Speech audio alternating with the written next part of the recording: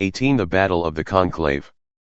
The war between priest and mage, of Inquisition and Enlightenment, was mostly a war of skirmishes, fought in small villages and large city-states, but with only a few pieces on either side.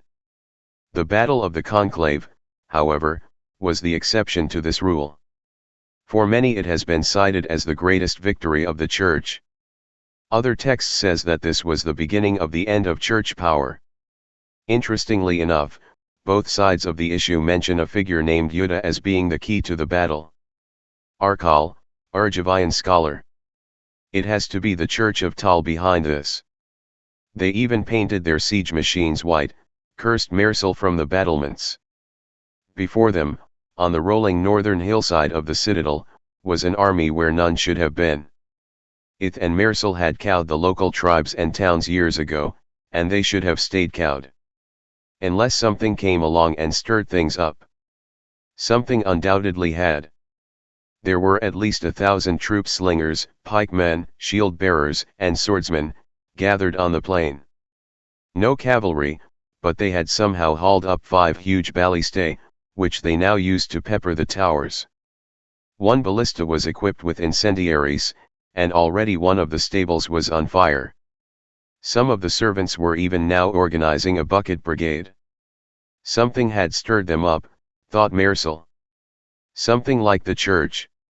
Barl was at his side. We have the advantage of the outer walls, my lord mage, but they are relatively low and were not built with an organized defense in mind. I doubt that this is a very organized attack, said Mersal, disparagingly. Still, if the maze work had been completed, started Barl, but Mersal stopped him with an icy glare. Fear is a better deterrent than stone, said the Lord High Mage. Once we have smashed them, this rabble will never darken our walls again. This is no mere rabble, said Barl. This is an army we are facing. Don't think of it as an army, said Mersal with a smile. Think of them as a large collection of targets. Already the flaming ballista bolts were being answered by fireballs and lightning bolts from the red mages, and with high winds from the blue. Already the tagged weeds from the ruined maze work were trailing out great vines, and humped, misshapen thing were oozing out of the swamps. The mystical bolts cut a wide swath through the pikemen, and the line seemed to waver. Already a group of 5 mages were airborne, circling to cut off their retreat. In the front line, one large warrior was dressed in white rallying the troops. No, Mersal corrected himself, that warrior was a priest, or rather a priestess.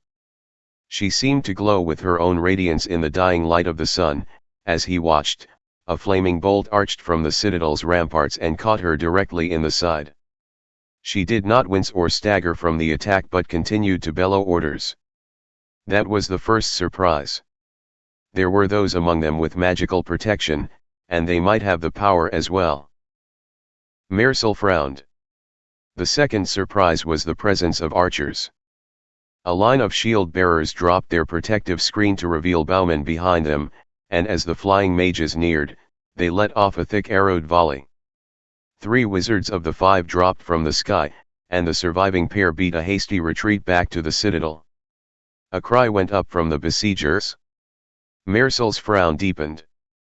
Then came the third surprise, as the entire army gave up a cry and charged the walls. Madness, said Barl. Holy madness, said Mersal, the frown becoming a scowl. The units brought ladders with them, and they leaned them all along the northern walls. There were more of them than the distracted servants and mages could handle. The field at the base of the walls was littered with the bodies of townsfolk, but more were climbing all the time. Meanwhile, a large knot of troops, led by the woman in the white robes, was circling toward the main gates that faced the mountains. All manner of magical bolts, flaming daggers, and solid shards of ice rained down on them, only to shatter or extinguish themselves before they arrived at their targets. That one does have protection, said Mersal. Barl, get some units down. But the Lord High Mage realized he was speaking to no one, as the artificer had already left to join the battle. Mersel heard a resounding crack behind him and looked down to see that the main gates of the keep were gone. Not open, but vanished entirely, spirited away by a miracle of the church. The units, bunched tightly around the figure in brilliant white, surged through the opening. The door guards were scattered in their wake, straws carried away by a powerful wind. The church had breached the conclave of mages. Asterisk asterisk asterisk asterisk asterisk. Can you walk? Asked Jodah. He channeled the power of the planes into his own wound and watched as the bloody tear in his flesh closed up. Seema nodded and hauled herself to her feet. You've learned a few new things since I saw you last. Jodah nodded. Some things I wish I hadn't learned as well. Seema stepped, staggered for a moment, and leaned against Jodah. He muttered a few words and pulled the mana from his memories, and she steadied. Thanks, she said. Don't worry about it, he replied. Above them, there was another boom. What's that? Nothing that I know about, said Seema, but I think we should take our opportunities where we can. We have to leave while the leaving is good. Seema took 2 steps toward the gate, then turned. Are you coming?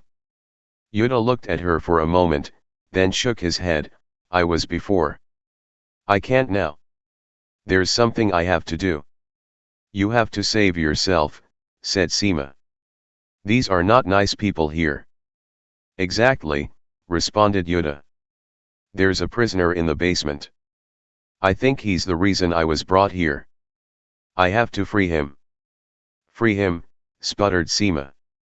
He was almost sure she was going to stomp her foot in rage. Instead she said, this is like before, with the church prisoners. Yes, said Jodah. And I'm not going to win this one, said Seema. Jodah thought for a moment, then carefully shook his head. Then let's not waste any time arguing. We'd better get going. There was the sound of feet running overhead, and the distant sounds of screams. Because I don't think things are going to get any easier. Asterisk. The church forces spread out as soon as they broke through the main gates, units scattering in every direction. The suddenness of the attack ruptured the conclave's defenses. Those mages who were caught by surprise were overwhelmed, unable to use their abilities before being swarmed with loyal, church-fearing townsfolk. Some wizards fled entirely in the face of the attack, running for the few boats on the island side of the citadel. Those who reacted quickly enough to have some form of defense managed to first halt their assailants' charge, then to destroy the townsfolk. The walls were scorched with magical energy, and the tapestries along the main hall were already smoldering from the battle. Sister Betj, not needing any eyes to see the evil in her foes, led a squad down one of the opulent hallways. As her force passed, it paused only to tear down the wall hangings and paintings and tip over the sculptures. At the end of the hall was a single man carrying a crossbow. Despite his small size, he had the aura of being a large man. The sight of the weapon brought the small squad up short, and they clustered around the sister. The sister sniffed the air. I sense no magic about you, she said. I have none, said the short figure. Then turn on your masters, said Sister Betj, and beg Tal for forgiveness. I think not, said the short figure with the crossbow. Beneath her bandaged eyes, the sister smiled a gap-toothed grin. You are only one. We are many. You can only shoot one of us. She raised a thin arm to signal the attack. The crossbow twanged 4 times in quick succession. Sister Betj's midsection disappeared in a shower of blood and flesh. Her squad of loyal followers hesitated, looking down at their bisected leader. Magic crossbow, said the short figure, raising it a second time. Boo! The remnants of the squad fled, shrieking, in the opposite direction. Barl set down the emptied crossbow, the one that his student had built, and walked over to Sister Betj's torso. He kicked over the top half and pulled off her mask. Beneath the rag were sightless masses of scar tissue. I can only shoot one of you, Barl said, so I had damned better shoot the right one. The battle had spiraled into 100 smaller battles throughout the citadel, miniature maelstroms of destruction that ebbed and flowed through the halls. Here a group of pikemen had skewered a mage against the wall, and they laughed as they twisted their thick spear points into his guts. There another group of similar pikemen stood turned to stone, as a waif-like nature magess moved among them, whacking off pieces at random with a hammer, giggling as she worked. In one hall the carpet ran red with mage blood and green with unknown ichor. In another a squad ran in fear from some dark cloud with hell-red eyes. There were fires scattered everywhere, the thatched roof of the stables, the tapestries along the main hall. Through the chaos moved Seema and Jodah, aware only of the rumors of war. There was blood on the carpet, scorch marks on the walls, the occasional dead or transformed body. In the distance there was the sound of blades crashing on each other, then silence, as sudden as the shutting of a door. Jodah led and Seema followed, gathering her strength as they moved on. They climbed up forever, then down a long hallway. Jodah paused at a small wooden door along one hallway. "Something there?" Seema asked. "Nothing I need," said Jodah, grimly, and pressed on. They moved to the back of the hall, to a dead-end alcove with a stained glass window. Night had fallen, but flames on the parapets showed through the glass. Several of the panels had been broken out, and something large had been heaved out where Mirsel's face, depicted in the glass, had been. Jodah began slapping at the wall to the left of the window. "Secret door?" Seema asked. "Somewhere," said Jodah. Something behind the wall clicked, and the door swung inward. Something tall and hunched, dressed in black tatters, loomed behind it. The thing carried a rune-carved blade, glowing blue. Seema stepped forward, spell ready at the front of her mind. Jodah held up a hand. "Hold," he said. "This one is a friendly. I think." Seema looked at the figure, tall, hunched, and wrapped in black garb, its face a mystery. As she watched, the figure turned and began down the steps. Jodah stepped forward, and Seema put a hand on his shoulder. "Before we go any farther," she said, reaching into her blouse, "I believe this is yours." She produced the mirror from within the blouse. Jodah frowned at the mirror. "You saved it, and not me," he said at last. "In the storm." Seema took a deep breath, then said, "I know. I thought you could take care of yourself." "And that was because?" Jodah raised his voice in a question. "Because I thought you were capable enough," grumbled Seema. "That all?" "And Fosca taught you well," said Seema, "and you have more potential than any other mage I've met." "And yes, that was meant as a compliment." "Anything else?" "One more thing," said Jodah calmly. Seema sighed deeply, "and there is more than one correct way to cast a spell. And you can breath any way you want. And you aren't a dunderhead. You're a competent spellcaster in your own right, and I should treat you as such. That's why I had to come after you. And why you had me worried when we fought each other in the arena. Happy now?" "Happy enough," said Jodah, "and you had me worried back there, too. Good thing you kept the mirror on you."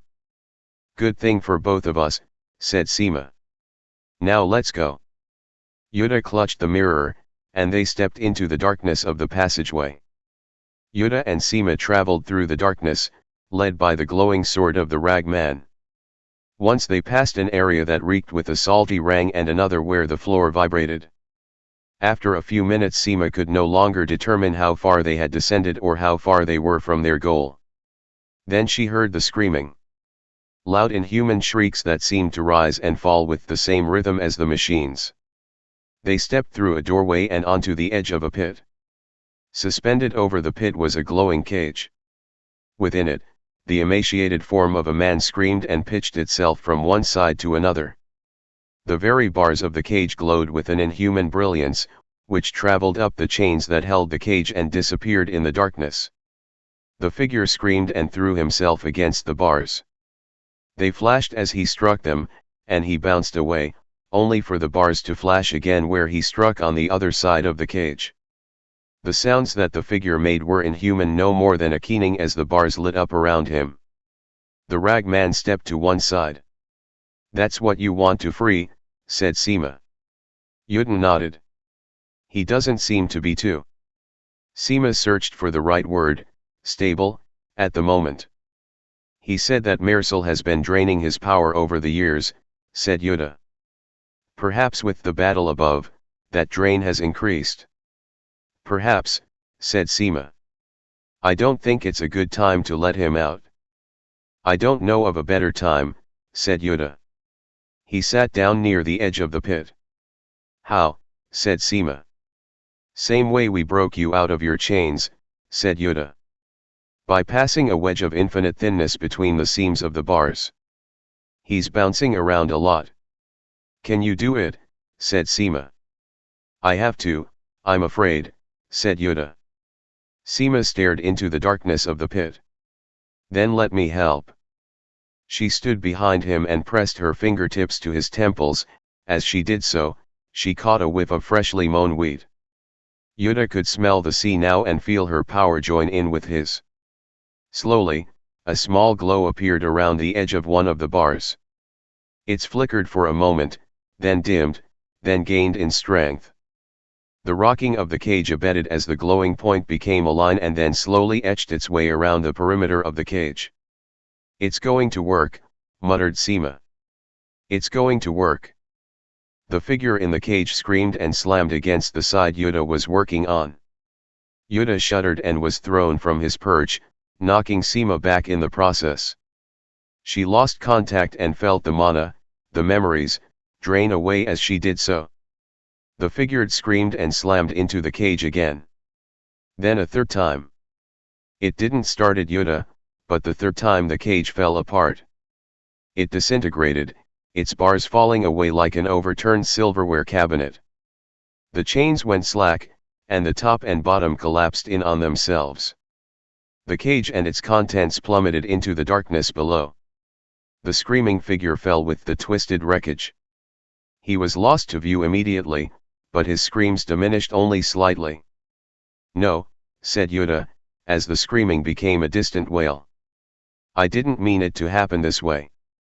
Then the scream appeared again, first as a small echo and then increasing in volume with every moment, with each second growing louder than before. A small mote of light appeared at the bottom of the pit, and as it rose it grew hotter and brighter.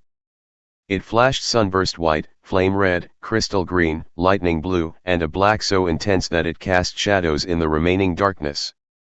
Suddenly it was even with them. It was a ball of fire with a human face.